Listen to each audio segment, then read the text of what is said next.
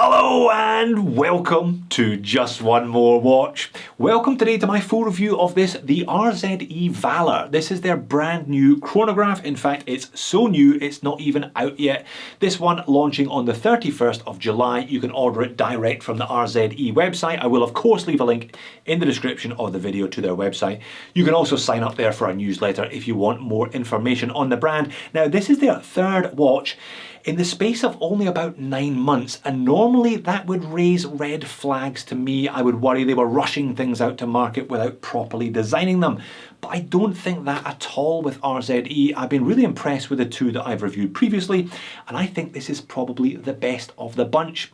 They launched the brand with the Resolute, a ultra hex coated titanium field watch in a range of really interesting colours late last year. Did very well on Kickstarter, selling nearly 400 units. They then followed that up with the Endeavour, a dive watch.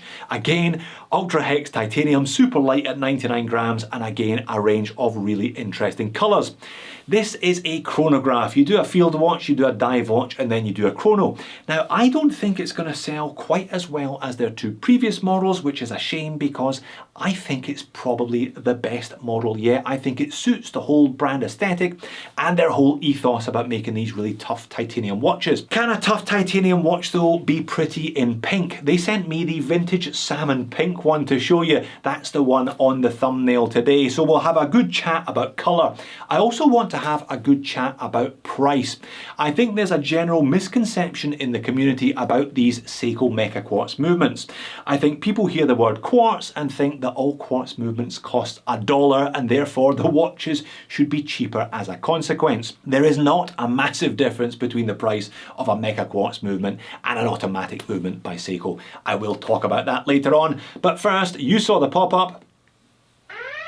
This video is sponsored by RZE, so don't just take my word for it. There are at least a half a dozen other YouTube reviews out there. Make sure you get everyone else's opinion before you decide. Let's flip the camera and have a look at it. Alright, so comes in a large box that contains a slightly smaller pouch. If you have looked at an RZE review before, or you have indeed bought one of the previous models, then this should be familiar. 2-year warranty. 2-year warranty, but if you register online, you get an extra 3 months. So anything that is better than 2 years, definitely a thumbs up in my book. And there is the watch in vintage salmon pink as noted. So I'm going to go through the basics fairly quickly, dimensions and specifications. I'm going to do some size comparisons because I think this one is a little bit deceptive. The numbers don't necessarily tell you how this watch wears. Then I'll talk about colour. Then I'll go through the rest of the review, some macro, some lume, etc. And then I will come back and talk about pricing a bit closer to the end of the video. So dimensions then. 43.5mm in diameter. Now they quote this one at 42. I just don't measure it at 42. At its narrowest point, I measure it at 43.5. Now it does have kind of semi-guarded pushers here for the chrono today. If it didn't have that kind of extension here, I guess it would be a 42. It wears like a 42, but it's not a 42, it's a 43.5. I hope that makes sense. 12.7mm thick and a 48.5 lug tip to lug tip. So I measure it slightly smaller than they do. Drilled lugs, which is always a bit of a bonus. 20mm lug width, bit of a taper down to 18, back up to 19.5 at the clasp here. Now, I believe I'm the only reviewer to have a crack at this titanium bracelet. The weight on the bracelet is 99 grams, exactly the same weight as the dive watch. On the rubber strap, I will show you on an FKM rubber strap a bit later as well, 79 grams, so you can see the bracelet doesn't exactly weigh an awful lot. Couple of size comparisons then, a few old favourites reference points. This is the Seiko SKX 007, and as you can see, it is a little wider than the 007, slightly longer lug to lug as well, but it is slimmer. Next up is the Casio Duro at 44mm, and as you can see, it is narrower than the Casio Duro with a shorter lug to lug. Duro wears too big for me. I've said that before. I find this one just a bit too big. This, I think, wears much, much better. It wears like a 42 thanks to, look at those downturning on the lugs. Really, really great. That's going to help it conform to smaller wrists, and the fact that it weighs 99 grams. So All titanium construction today.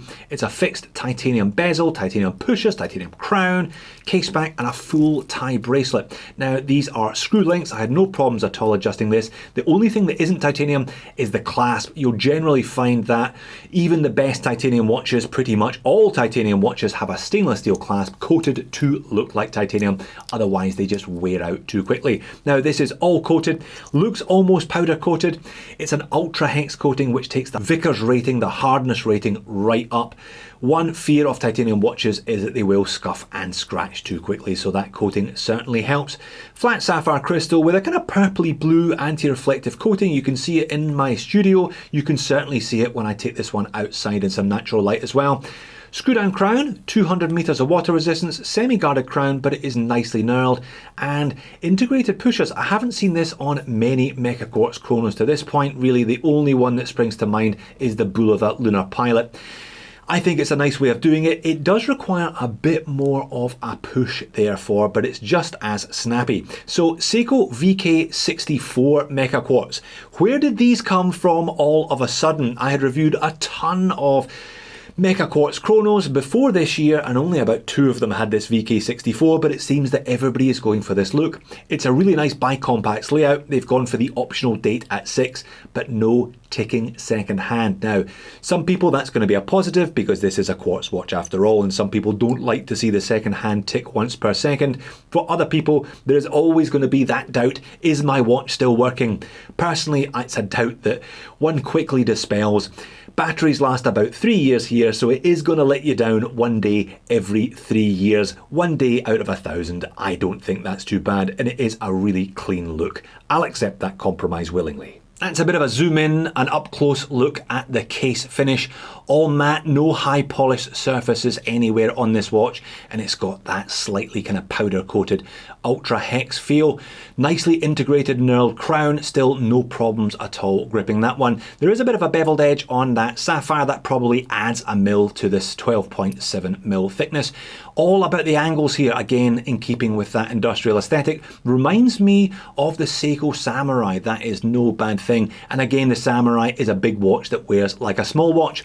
Helping with that, inverted female mid links of the end link there. I always appreciate seeing those on any watch, especially one at 42 plus mil in diameter. And the bracelet's nice, a bit of taper on there as noted, H-link style and proper screws, no problems at all adjusting this. The clasp is pretty basic, but I guess if they had gone for something bulkier, it would have added weight.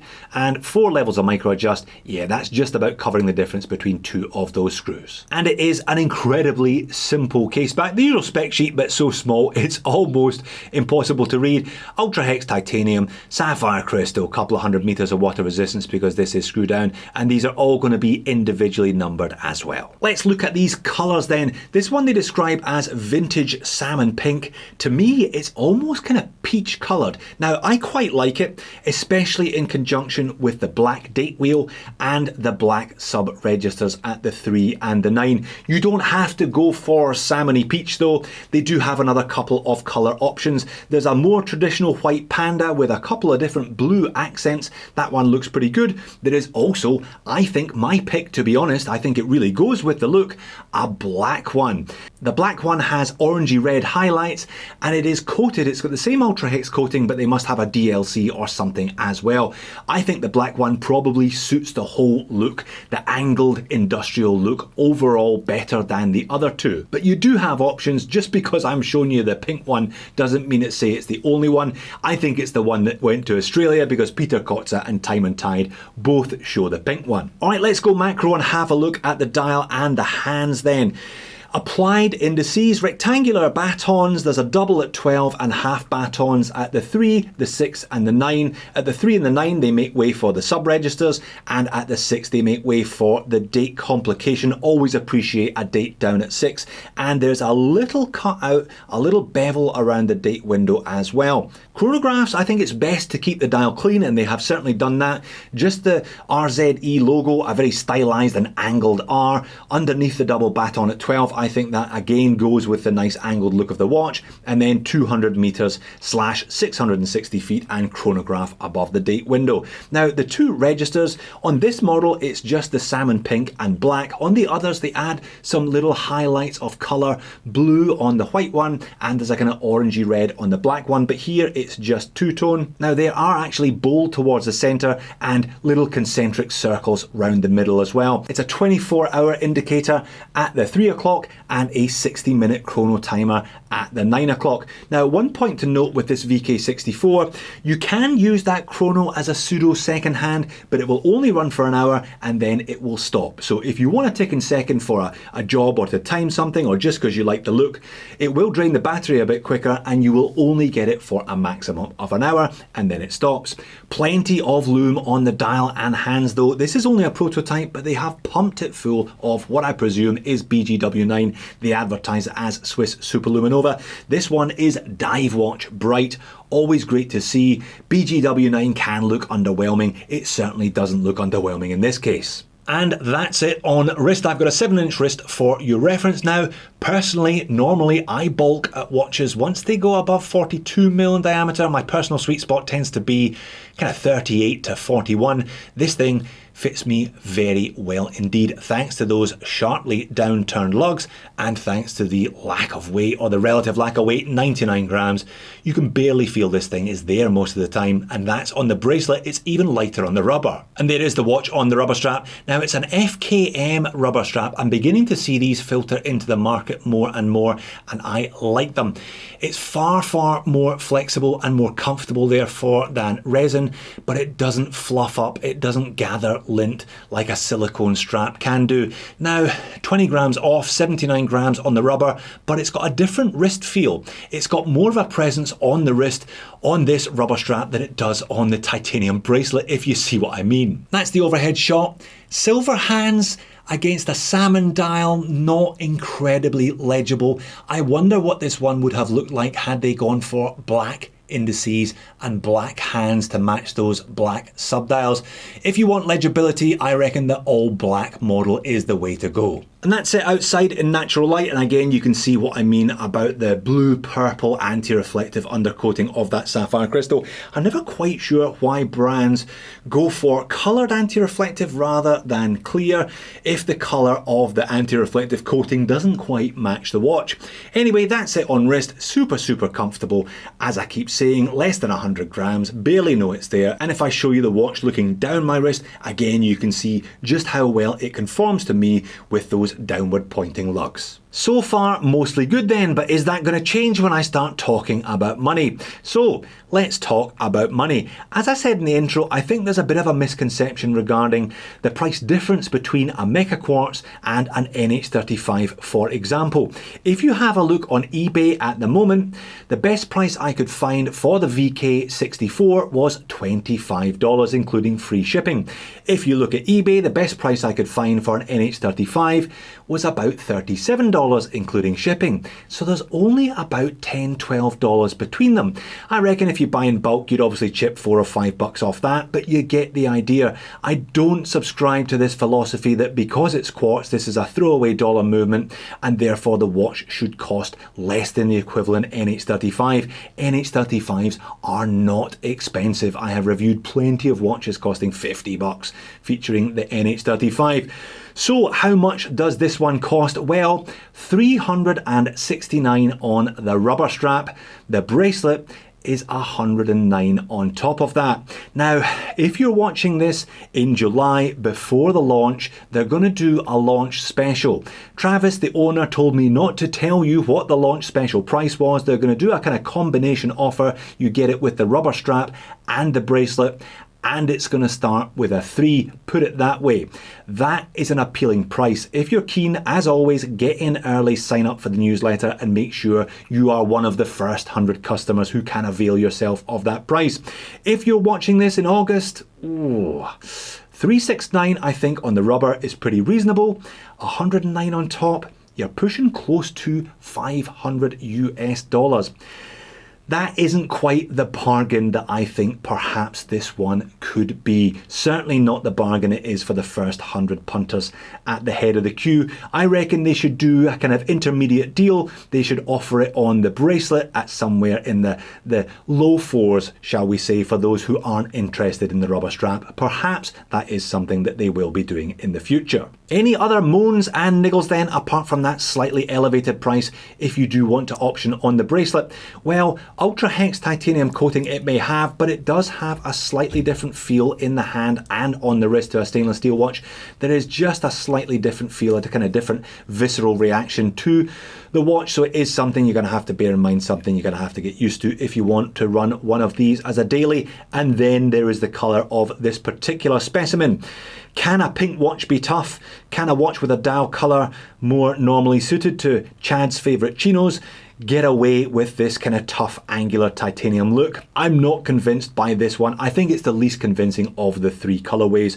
I wonder if they would have been better going for an orange or a yellow, or maybe even the pastel blue if they wanted to do a little bit of a different colour.